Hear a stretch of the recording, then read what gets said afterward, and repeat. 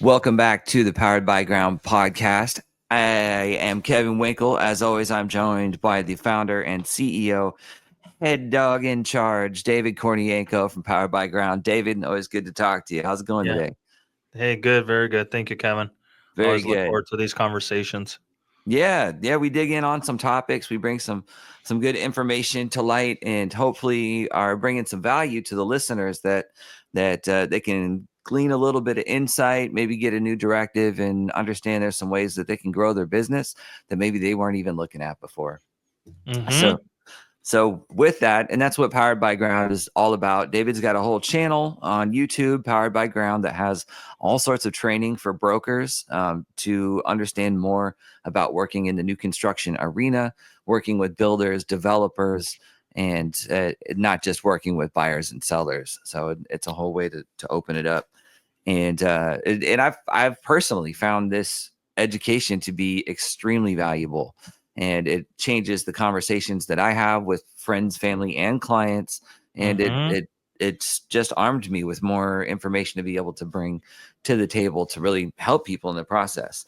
And one of the biggest things I've seen done, and this would be the third time it was done. It's the second one that I've gone to.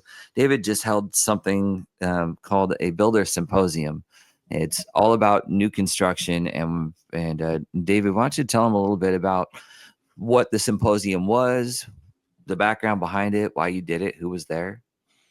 When we started our training coaching powered by ground to helping brokers cultivate, whether it's a solo broker team or company owners cultivate in the new home space, we oftentimes, talked about how do we help boots on the ground, right? How do you implement, instead of just talk. So through the builder symposium, what we're doing is we're bringing almost everybody who's involved in that arena together in one room. And we had, First American Title. You always have to have title. We had U.S. Bank. We always have to have lenders representing, buyers who are buying. In U.S. Bank nationally, they're one of the best jumbo loans, that way better than anybody else we know for jumbo loans and new home sales. So everybody has like their signature move on how they participate and help. And then we had the panel with builders, developers, and then brokers, myself, talking about the new home space. And I think right now, with the market a little bit slower than coming off the high, people have time to talk about things. People have time to talk about transactions, business flow, transaction flow, and so forth. And I think this is where the collaboration between all those individuals in the same room is phenomenal. And like I've mentioned, Kevin, I mean, the same buyer, right, or the same seller is going to piggyback off of all of us: the title, the broker, the builder, the developer, the loan officer. So might as well get us all also in one room and collaborate, at least for this year, for 2025, and talk and discuss and seek out opportunities and so forth. So very I think the symposium has done its thing year over year. Brokers come out really excited. They see more opportunity, they see more inventory, they see the potential of cultivating transactions. Builders have an opportunity to pour into the broker community. The lender and title also have an opportunity to pour into the broker community. And I mean, sales are and transactions are really made out of that room. And I think this is where that's a huge value add, right? End of the day, everybody wants to kind of collaborate and make transactions happen, and these symposiums are making it happen. Man, it really did. I mean, the place was packed. There was probably, 50, 75 agents or more. I'm not sure how many seats there were in the room, but there wasn't enough. It was standing room only, as well as all the builders that were in there. And it really did, as someone who was sitting in the room and watching and interacting, it really did come across as such a collaborative environment. And that just blew me away, looking around the room and seeing all these professionals who really, to this date, they've had a great business. They've been working in real estate for a long time. They're sitting in the room and they don't have clue one about what to do here or how to interact with this Mm-hmm. space. Mm-hmm. And this kind of event doesn't happen. That this is very unique, and this is something I've only even heard of coming from Powered by Ground. And you would be It's amazed something. to know, you have seasoned brokers sitting in there who Mm. have never in their career have talked to a builder, and I'm talking Yeah. about people who've been in the industry for 15 years. And then you have people who are in the room, who've just been licensed for a few weeks. And I think that collaboration is phenomenal because, like we've mentioned, and I've talked to a lender up in Seattle, and we constantly look at data and stats, and we understand, through any kind of recession or slower time, it's really kind of like distress in new homes as like the big pinnacle of the momentum in the market. People will always buy new. Even if the market's high, high up or low, low, low, people will always buy new. Yeah, they always do. Even if they don't buy it, they look at it. And Exactly. I've said it before, but I'll say it again. Uh, Agents, your buyers are out there looking at these builders and not Hmm. telling you about it. And Hmm. I know that lots of agents have stories about how they've lost a client because the client ended up going with new construction. Well, the real reason they lost the client was because the broker wasn't educated in new construction and didn't understand how to preface that whole scenario for their clients. So their clients weren't necessarily hearing from their broker, or they didn't want to take their time. So they're out there running around and going to open houses, and they're going and walking into the builder's office. Well, if they walk into the builder's office, like, forget what agreement you already have. That's out the window. Um, that doesn't seem to affect the relationship. If they go in and they get into contract with the builder and you weren't a part of it, well, now they don't really have representation at all. And so by not understanding what we need to know, we're doing our clients a disservice by not preparing them and helping them to know that we can negotiate things that the builder is not going to offer to negotiate. And that can be a difference of like $50,000 on a deal. That's a really big difference. And naturally people are, attracted to new, right? Like it's a Yeah. natural, I would say psychology of the human being, right? And so when I even travel, right, I go somewhere or I go to a different country, and you take a look at, oh, hey man, there's something under construction there, I want to go check it out, right? Like there's a pulse that always pulls people in that direction. Well, we're brokers, we're salespeople, wherever there's activity, Mhm. we better jump into that space, so like there's always going to be a pulse around, new homes, new communities, new shopping centers, new that, or hey, there's a new activity going down there or so forth. So I feel like this is like, just a wave that, we as salespeople in the broker community or company owners should be participants as at many levels as we can. And that's exactly right. I mean, why, first off, why cut off over a third of the Mhm. potential business Mhm. that you could have? And in fact, for brokers that get involved in this space, it kind of ends up taking over your entire Mhm. business. And that can be a really It good could be a thing. really good I thing. mean, there's lots of good stuff in resale. Oh, Yeah, absolutely. yeah, it really can. There's so many benefits, even just getting starting to get involved with it and being able to show through your social media and other avenues that you have access to inventory and are aware of inventory that others aren't, and that they don't know about. I can think of at least several hundred homes that aren't on the market yet that are definitely available for sale, that are in various stages of completion because these developments are coming down the pipeline. It's not available, it's not on the Mhm. MLS, but a lot of this stuff never No, hits the no. MLS. Some of the coolest homes that I've seen in the last 2 years will never see the MLS. It's never going to touch it until those people move out 20 years later. It's just Yeah, and not then like going to even happen. like every metropolitan has some level of parade, right? Parade of homes, parade, street of dreams, whatever you want to call it. But like that is always a phenomenal contributor to real estate just in general. So like brokers should piggyback off of that also. So yeah, that's what the symposium's all about. We had three. Our goals to kind of make it I would say a holiday, have one always in spring. They're asking us to do one in the fall, but I think like a spring one and a fall one might be a good back to back, and just always circulate the panels, have new talent up there, have brokers up there, and just bring people and in the community together that are always focusing on new home sales. And there's plenty of stuff to push around, new product always coming around, or zoning, and so forth. So there's always something to be talked about in new home space. There is, and there's constantly developments. There's Mm-hmm. always changes to Mm-hmm. codes. There's new materials that Mm-hmm. come to market, and thankfully, some of these builders are even focusing on those new materials. I speak a lot about bad building materials, but it's because I had to deal with them firsthand. For about 10 years or so, I was helping people work on their properties, doing remodeling Mm-hmm. and ripping out old stuff and putting in new stuff, and really seeing what the differences are in the building materials that were used in the different eras.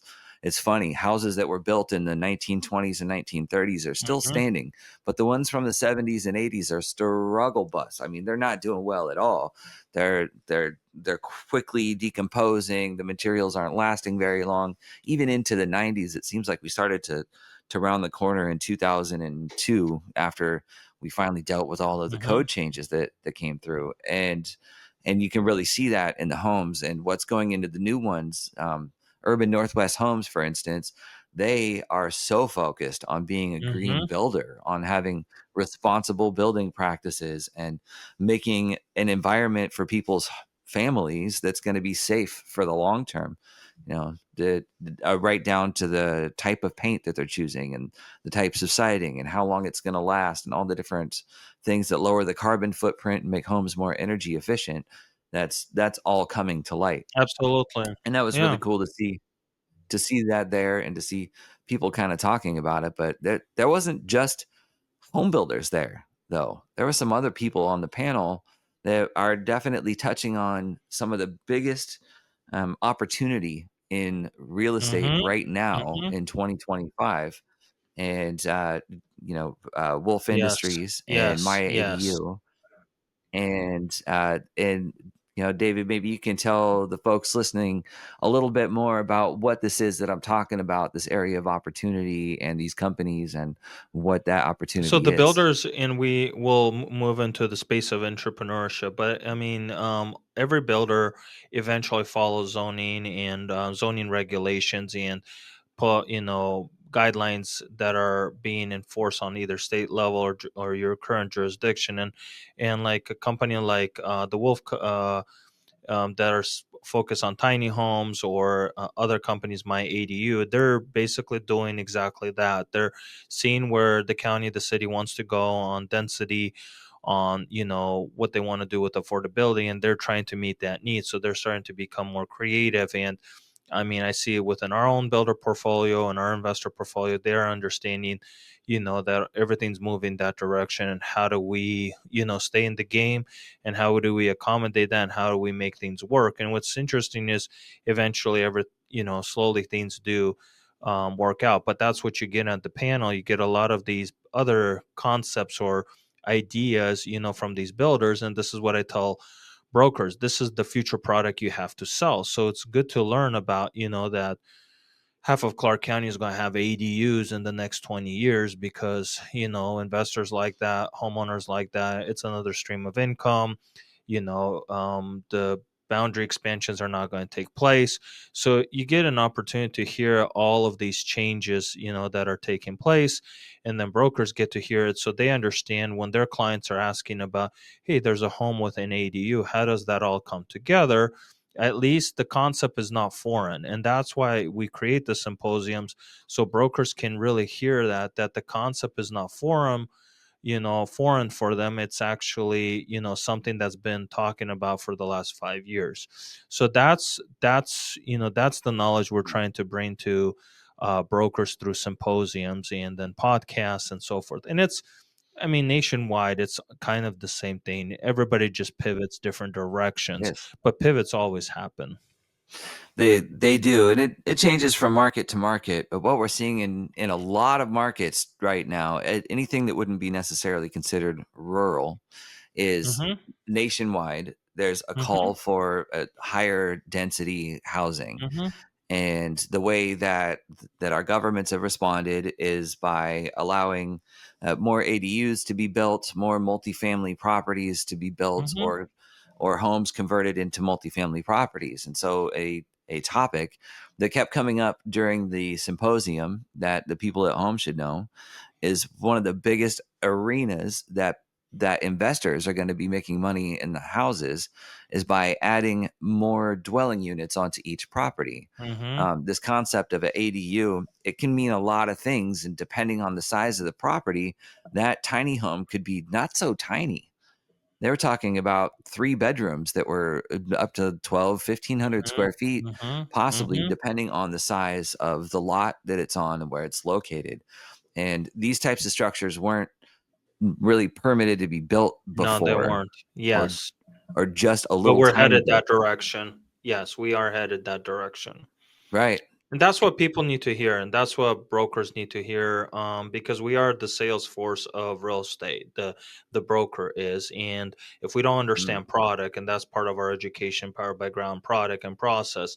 If you don't understand the product that's coming into the market, you're gonna struggle as a broker to first do good service to your client, and then second, just do good service to the market because you don't know how to talk about this product.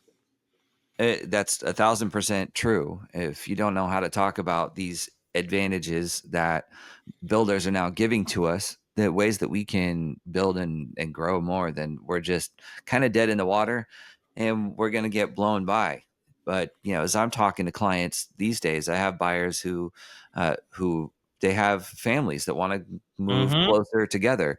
People Mm-hmm. are going, "Oh, what are we going to do with mom now that she's aged?" And the care, the elder care facilities, I gotta say, like, we're a little short in this country. There's not as many rooms. They're a little Mhm, bit overpriced. And so for mhm, the cost of way less than the cost of putting someone into an assisted living, you could add a ADU or a DADU, or just add a wing onto the house and finance that and have it cost way less than what it would be to have them go move into some place and have to be cared like that. And then they get to be next to their family. They get to be within proximity. Maybe they mhm, can help watch the mhm, kids, or, everyone can help cook together or whatever. And there's just so much more, even within it as a social theme of people wanting to move closer to family now. It used to be like everyone gets their 3-bed, 2-bath ranch on mhm. quarter acre or more lot. And that's just not the case now. We got a lot of people No, and it's not. not as many houses. So these old, quarter, acre lots that have one house on it, now you can put one or more ADUs behind it in most Mhm, areas. And you got to do mhm, your due diligence on this. But that means that you could, for, $75,000, increase the value of the home by 150, and then turn around and there you sell it go, if you don't there you want go. to keep it.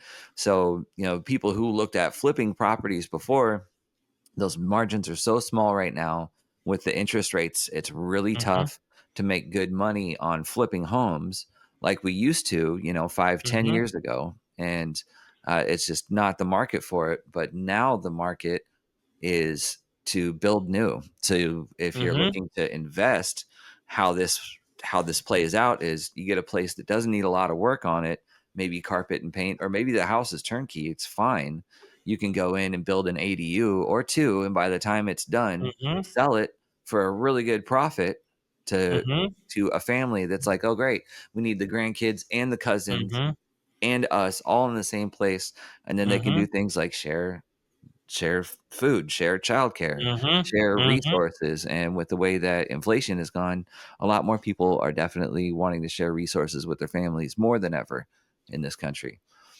And again, going moving from the symposium to entrepreneurship, I think another Mhm. reason this panel has done well is because everybody comes from an entrepreneurship mindset, meaning we're all out there grinding it away, understanding that if we don't put in the work, nothing's going to come out. We're all self-employed, right? The title Tarepa has to build her book of business or his book of business. The builder has to build their book of business. The brokers have to build their book of business. So everybody, the lender has to build their book of business. So everybody has, I would say, everybody has gone through same journey as of building their books of business and establishing their business and cultivating their business. And that's where I think, entrepreneurship is such a, I would say, underserved topic, whether it's in, the broker world or the lender world.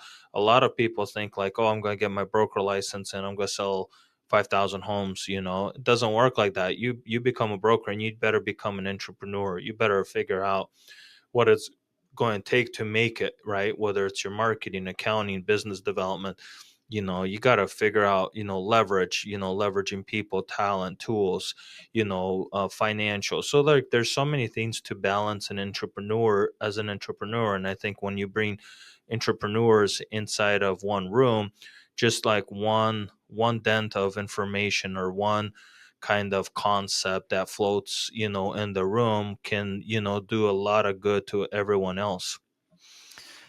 I'm gonna have to agree with that 1,000% because I saw it firsthand with some people that I brought to the symposium, and Mhm. just the knowledge, the information that's there. So I brought about three, and I know I've told you this, but I want to make sure these folks know.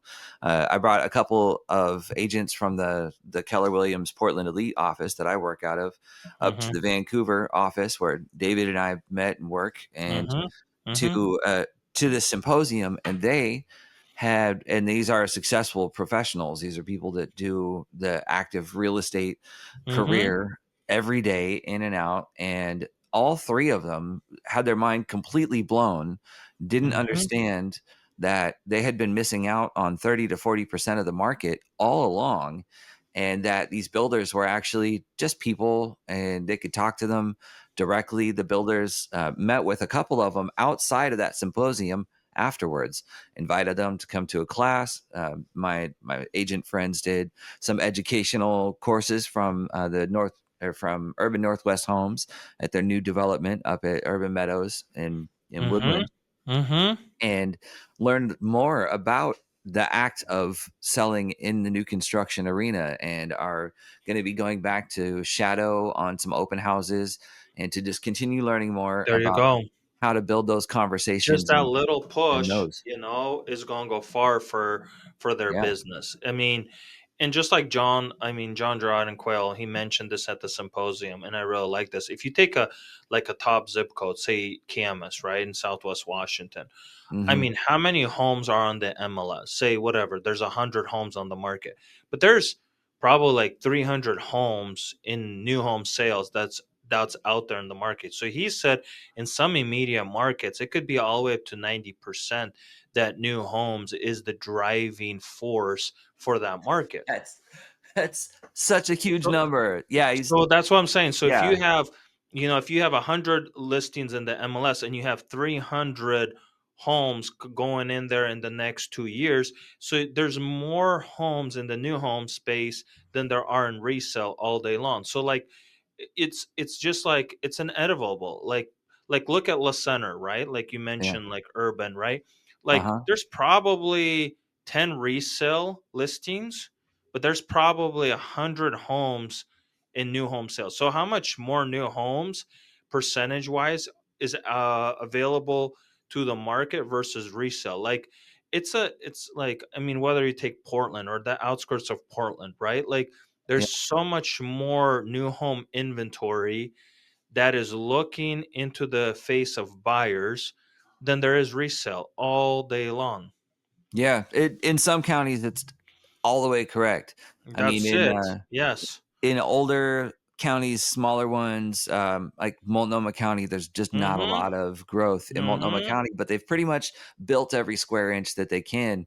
That doesn't mean that there's not a lot of that opportunity in the metro. And for every one or two houses that a builder puts on the MLS that you can see when you're looking, they've got another 10 to 100 that aren't listed in the MLS Correct. that are in But the they're out pipeline. there. Yes. Right. Yes.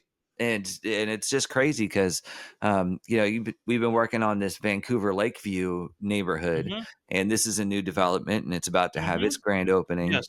And by the time the neighborhood gets open to the public knowing about it, what, two properties have ever been listed on the market, and all of it's Yes. pre-sold. It's all Correct. it's all Yeah, half of the pre-sale. It's community all is gone. already sold, Yeah. correct, without even going to the market. Yeah.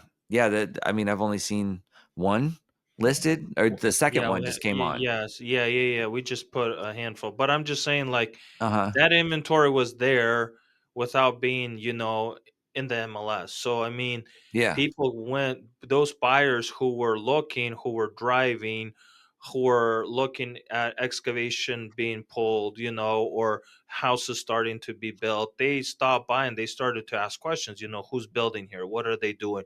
What's the product? Yeah. I mean, and those buyers who wanted it, they got it, right? But the brokers are the ones who didn't get it. I mean, the brokers are the ones who missed out. That's kind of, I guess, our They did. message back to the broker world. The brokers are the ones who missed out on the opportunity that could have been a potential for them.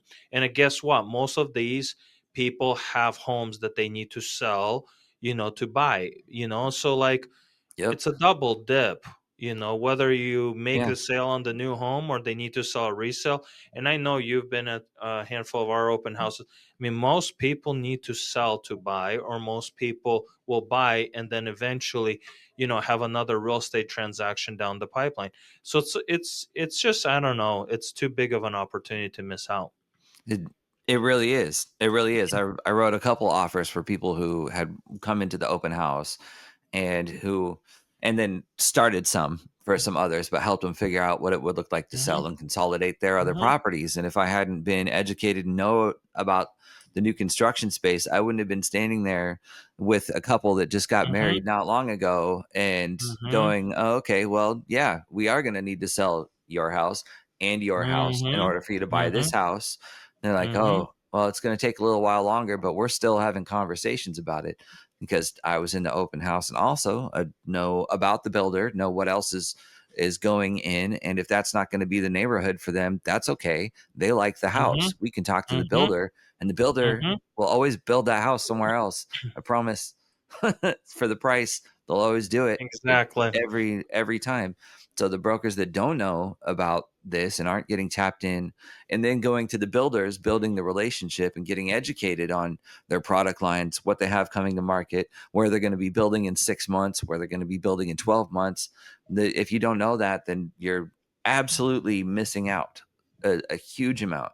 So if 30% of the sales were new construction, then there's also a good percentage of those other sales that were resale leading into the Mhm, new construction mhm, purchase. mhm, So we might be looking at over 50% of the transactions result due to new construction. And then the buyers that are going in and going directly with the builder, I mean, it's not like the builders are trying to do them dirty. They still have to uh, be held to a code, but they aren't experiencing the same kind of attention to detail and care and consideration that they would if they had their agent in there with them. They might be paying for extra right, upgrades that the builder might mhm, be willing to write off and give to them for free, um, but they don't know to ask, and so they and don't that's get what it. we're talking about in the symposium, is caring for that same client that's visiting the title company, the Yeah, loan that you're doing them with, the broker that's involved, and then the builder that's involved, right? Like that whole sphere of people are all involved usually with the same customer.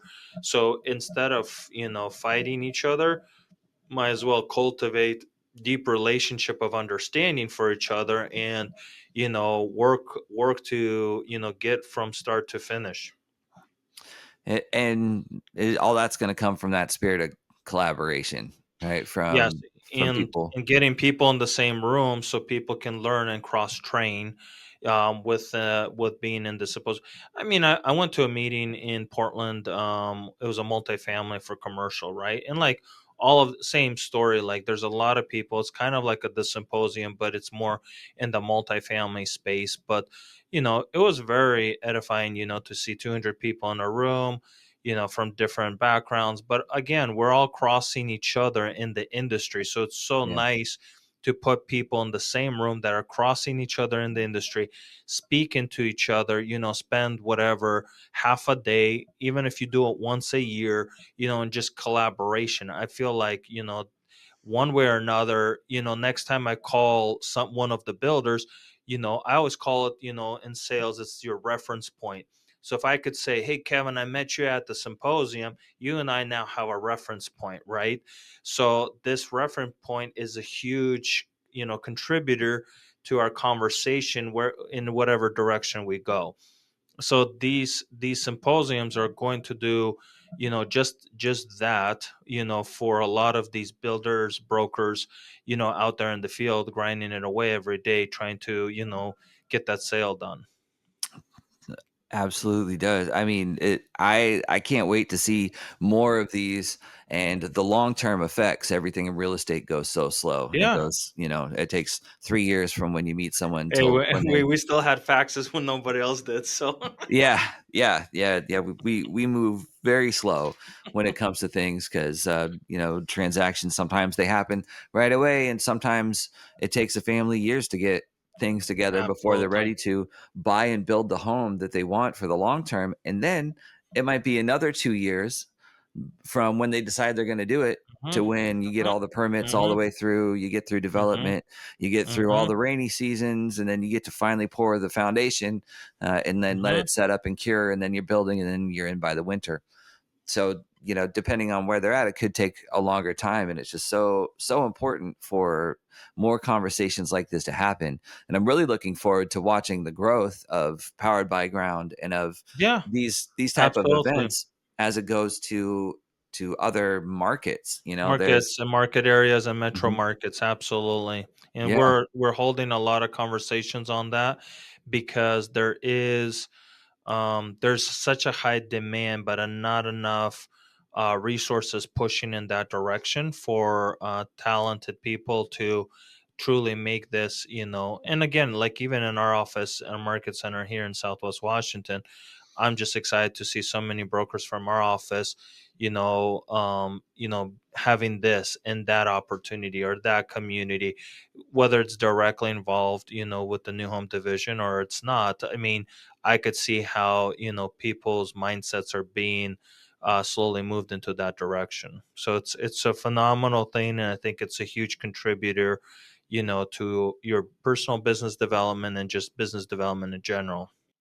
And it's not like we're jumping into something to try and get our hand in the pot. Really, what's happening here is finally brokers are getting educated Hmm. around it, and I've seen it. I know a bunch of them that have been involved in this process, and they're seeing the same results, that it actually always ends up better for the clients.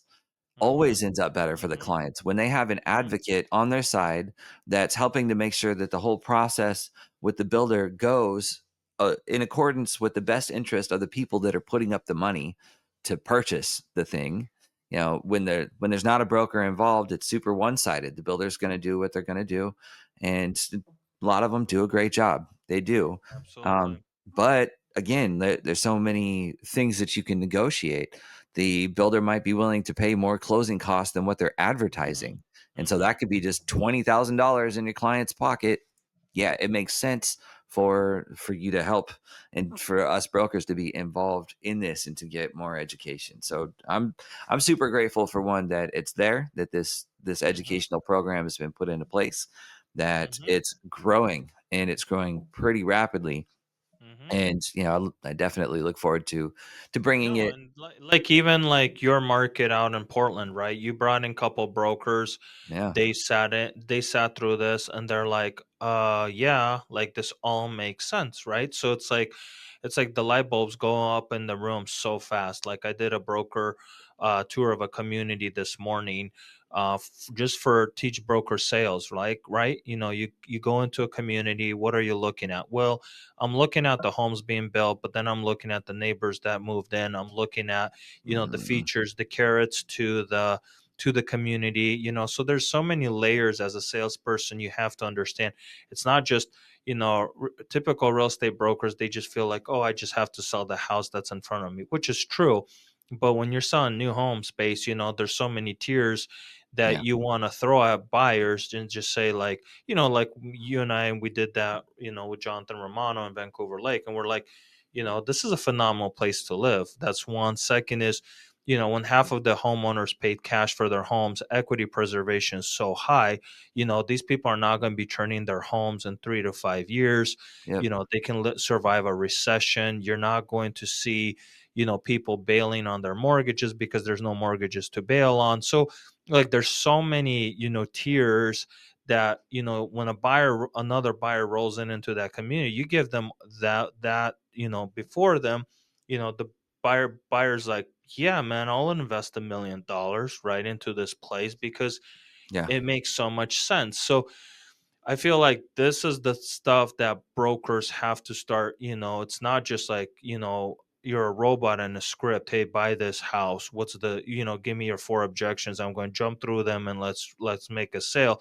It's like, we sell on emotions. And I like what this one guy said. People don't remember what you say, they remember what they feel. Right. Yeah. So when I make them feel comfortable about investing $1 million into this community, Hmm. boom, you just cross that bridge. Yeah. So And like, and mhm. that's what, like, I feel like, all our outside salespeople need to do. You drive into a community, you have some, guiding concepts. Okay, there's, Costco's close, or, the parks are close, or like, this thing has 5 phases, and it's going to be a phenomenal, just, there's a cool community park, right? Or whatever, right? So like, you gotta have more than just like, hey, I'm going to sell you the house that's in front of you. Like, we Bigger have to go picture. past that. If we want to really Hmm. sell, like we talk about Southwest Washington, we go, hey, 10,000 people move to Southwest Washington a year. What does that mean? Well, that means, things are going to be changing, evolving, growing. We got, we get $1 billion waterfront now. It's a cool place to hang out on the weekends. You get cool restaurants, you get this, you get that. So you're starting to throw things at people. Again, they don't remember what you say, but they remember how they felt, right? So when you're telling them Yeah. like, hey, we got this cool waterfront, well, and people go visit it, the beaches are nice, there's things to see. They remember what they felt, right? So that's where I think like we have to do as salespeople, as brokers, is build these, better reports than just, hey, here's the MLS, here's this, here's that, and that's it. Like, you got to go way beyond that, if you want to really, be a good partner to the community as a salesperson. Totally true. And really, the symposium was an excellent opportunity for me as well as Mm, everybody else to get that yes. kind of information, to Mm-hmm. know it, you got to get your head around a much bigger picture than just the one house or one transaction. What we're really Correct. here doing is we're helping people to level up their life and to grow their wealth, and that's what real estate is all about in the first place. So for us to really do that at a high level, we have to understand the long-term picture. There's certain builders that I won't take clients to their neighborhoods because I've seen what happens to that neighborhood 10 years later. And it Correct. really has to do with what they're setting up and what product they have Hmm. available. And at the same time, that might be the perfect builder for someone who can't afford much, or their Correct. affordability isn't up there and they And need to price get is in. all they can get, or a payment, right? and Yeah. and that's where I say, hey, if you want to just feel what it means to be a homeowner with a small mortgage payment, yeah, then the DR and the Lennars of the world is your venue, right? And you need Yeah. to jump on board and go from, make that first step of owning a home, right? I mean, I remember the first time I bought my home. Like, one guy says, man, I remember when I bought my first house, and I was just, that first night in my house, I was just in my master bedroom, laying on in my bed, looking at the ceiling, and just having this, adrenaline. Man, this is my house. Like, how much do you Yeah. pay for that, right? For that Yeah. experience, right? Yeah. Like, but when a person, like a Hmm. client, tells me that, and I stand there, I'm like, man, like, this is this is what we need to glory in as real estate brokers. Like, people have that experience, when they Yeah. buy a house, and we need to be participants to that emotional level, and tell these stories to, the public, the people, and that'll help, bypass a lot of other negative emotions that exist, when buying a home. Yeah. Yeah, and it seems like it's getting even easier to do.